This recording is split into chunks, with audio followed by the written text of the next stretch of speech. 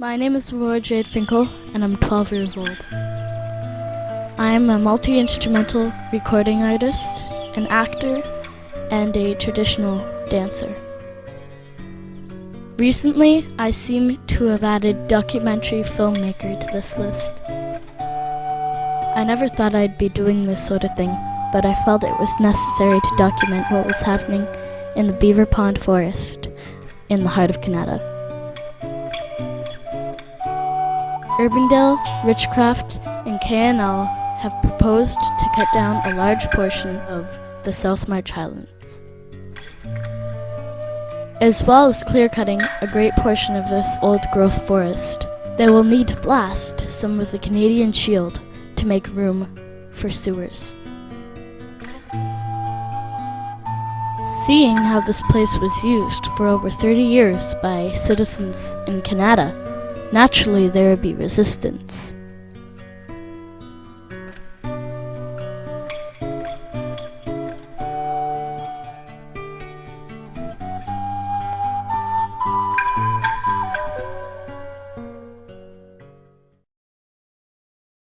So where are we going? Going to the South March Highlands, Beaver Pond, on the 417, trying not to get killed by trucks. There's Matt here. God bless you, Aurora, you're not much of a navigator. I just don't know how to read maps. I'm kind of nervous, to tell you the truth. Why? Well, because I'm asking all these people questions. People that I might not even know. You'll be fine. What happened? I got it wrong. I'm going to do my part, right? Ready? Yes? Could you put your daughter on her shoulder so she could reach up higher? Put her on my shoulder, she could get up higher? Yeah, we could get it really nice and visible, for sure. What is this? That's a Buddhist prayer flag, and the reason I brought it here is because in the nesting season the birds will take all of those little strings and they'll weave them into their nets, and the wind will make the strings come out. So by having the prayer flag here, not only are we helping the birds for next spring nesting, it helps us to visualize the state of the forest remaining as it is right now.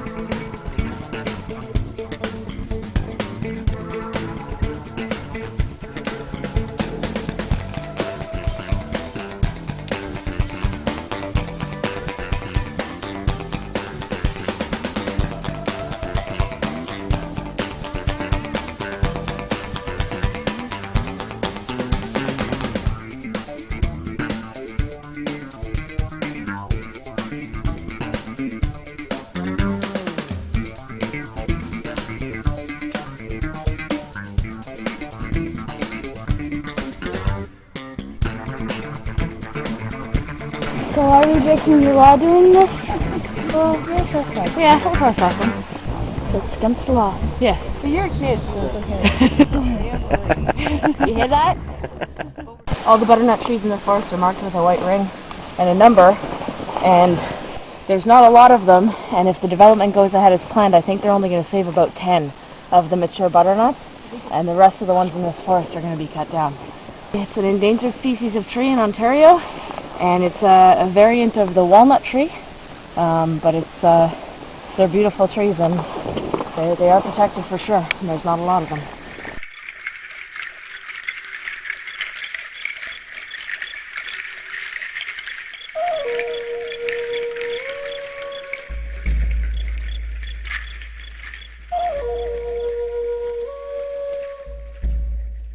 So what's your name? My name is Daniel Bernard Anikwabi. What animal represents your tribe? The beaver. Anikwabi means the beaver people. that kind of matches up being with a beaver pond and all. Exactly. That's not a coincidence, right? What's it like to be a native in this day and age? This is a good question. I think it's the same as back then. It's a privilege, and it's nice. And the thing is, in this day and age, we have a lot to learn still. By being an Indian, does everyone just automatically think that you're an activist? I don't think so. I think that people have different views of what a native is, and I believe that yes, we as Aboriginal people we should be activists, and that's what we're taught. We're taught that to tread lightly on Mother Earth, and give back more than what we take. How did you get in touch with this group? I believe it was Mother Nature just kind of gave me the call. It was natural, and I cannot pinpoint a single person in particular, but I know Grandfather William Kamada, our elder, has spoken about what was happening here, so I kind of heard about it, and then got involved through different groups.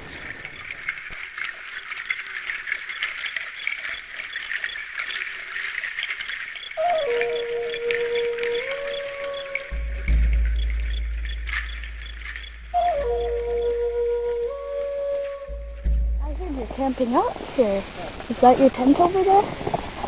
This is my summer tent, and it's nice, eh? Yeah.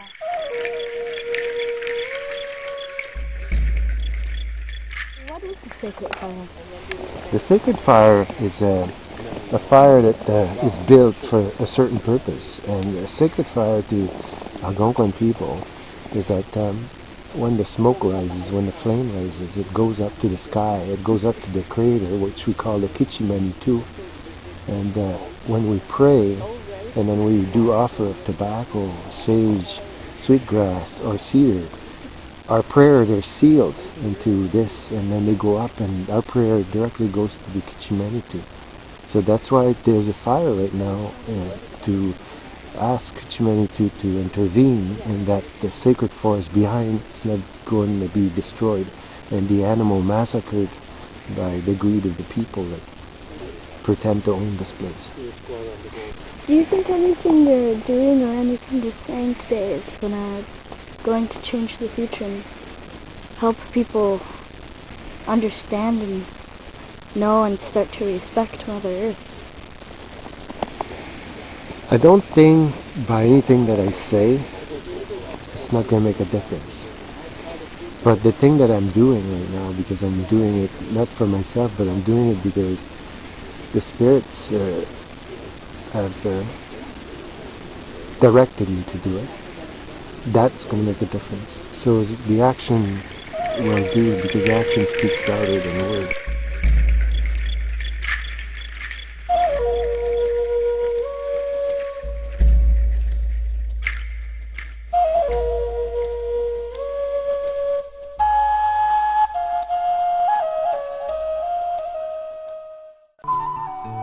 The South March Highlands is home to many protected species and wildlife.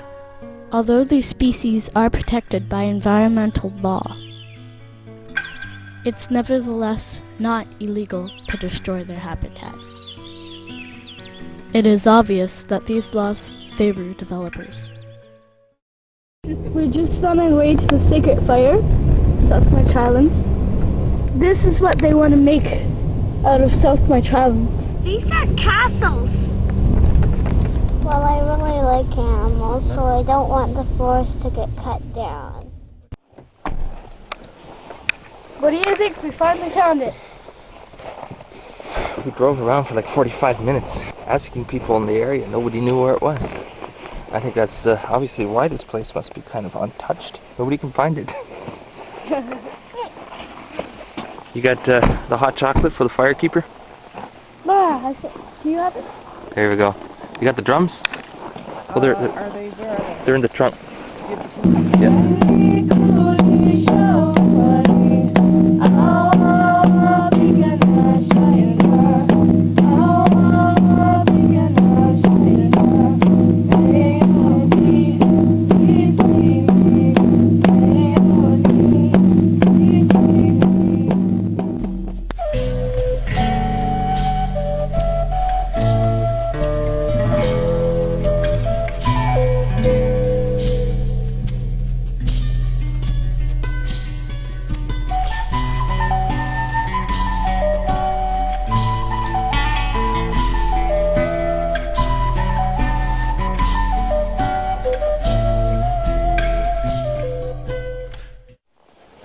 these fences mean?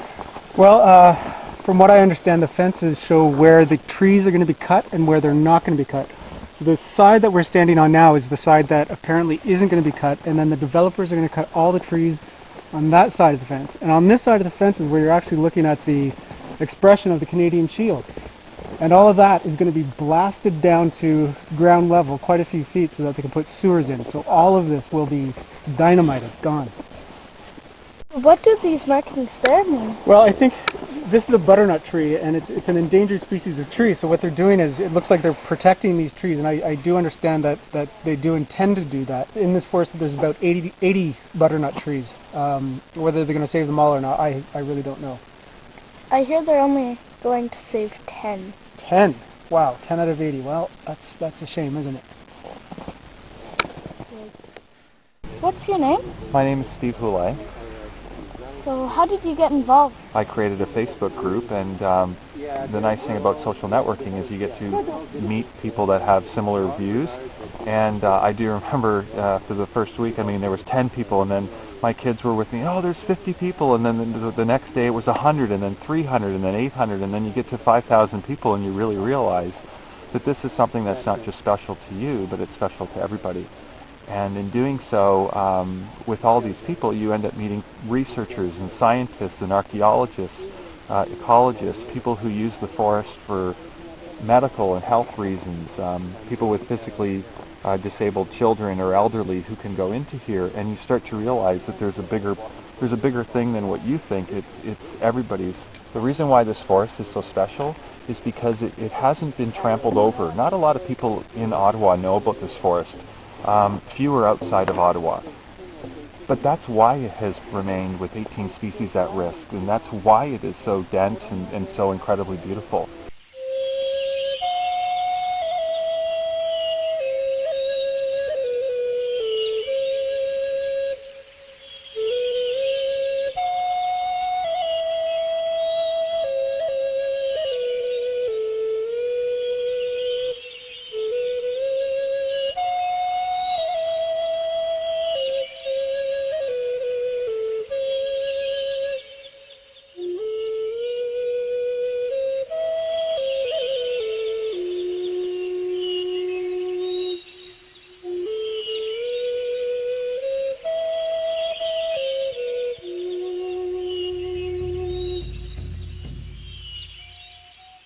So from what I've heard, you also have a website that teaches people Yeah, that's and right. educates them about the forest. Exactly.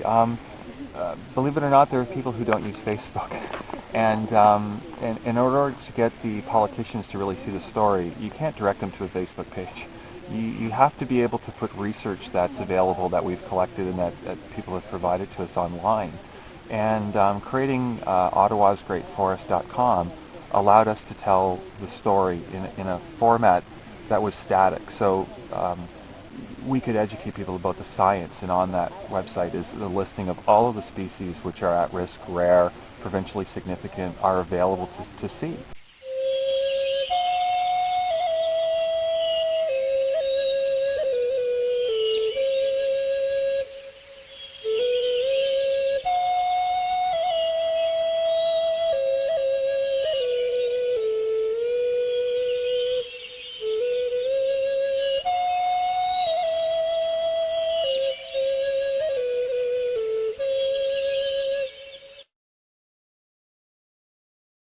It's not just a small forested area that's beautiful in a city. It's the only major city in the world that has a forested area with species at risk in it, and it's right here in the South March Highlands. Stanley Park in Vancouver is 1/3 of the size of this forest, and it has no species at risk. Algonquin Park is a beautiful forested area, but this is in Ottawa. It's in our nation's capital. As a G8, country, we should be protecting places like this. Well, many of the people we've been able to meet, the archaeologists, have taught us all the incredible things that are here. This was an island in the Champlain Sea, and the hills that you see in the back, this was the far eastern edge of the sea that 10,000 years ago was in this area. And the reason why this is so special is because there's been artifacts found in here. In fact, in the land just as the forest goes around the corner, it's called the Brunton land. An archaeology study was done there a couple of years ago. The developer hired an archaeologist. The archaeologist did several test pits and found 16,402 artifacts. That archaeologist was fired. It's now in court. The developer then hired another archaeologist who didn't look for pre-contact information, so go figure he didn't find any. This developer ended up hiring archaeologists who didn't look, in their own wording, we didn't look for any pre-contact artifacts, they didn't find any, and hence we have a flawed study which the province approved. So we've been arguing with Robert McGee, a gentleman who is a Massey Medal winner for Canada. He was president of the Royal Archaeology Society, who wrote a letter explaining the flaws back to the city and the province and said this new study has to be done because we've got artifacts which have now been cut down, destroyed, and blasted. We have artifacts, 3 known sites now that are in the South March Highlands, one of which was 3,000 tons of materials and human remains which have been taken out of here. And now there's sites in the Beaver Pond Forest itself that have not been studied. And we can't just allow our governments to just willingly destroy what is obviously there when the right thing to do is to study it. Even with regards to archaeology, the laws seem to favor developers. For example, archaeological assessments are done by people hired from the same developers proposing the build.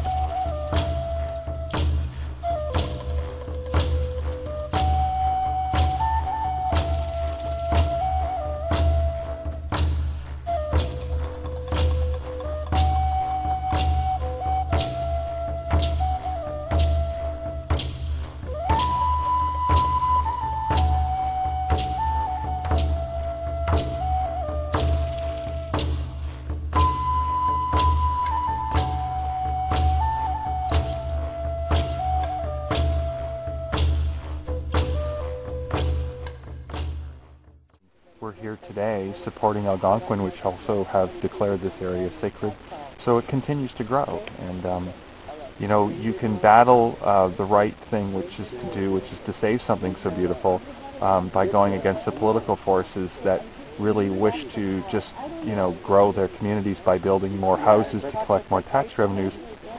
Sometimes the wrong thing gets done, and what we're here trying to, I guess, do is, and why this battle's been going on for so long, is to prove you can beat the system, and we will be victorious. We will win.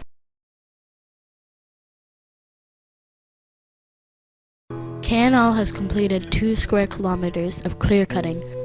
A sticker on one of the KNL vehicles reads, "If it flies, it dies. If it's brown, it comes down." This is a picture of a porcupine who just had its home destroyed. Due to its slowed metabolic rate, it can't even run. Like many other animals, unable to reach its food store and warmth of its den, survival was less than impossible. A day and a half later, the same porcupine was found frozen to death, less than 80 feet from where its den once was. I can't help but wonder if anything with great archaeological importance was blasted and destroyed along with many animals' homes. We'll never know.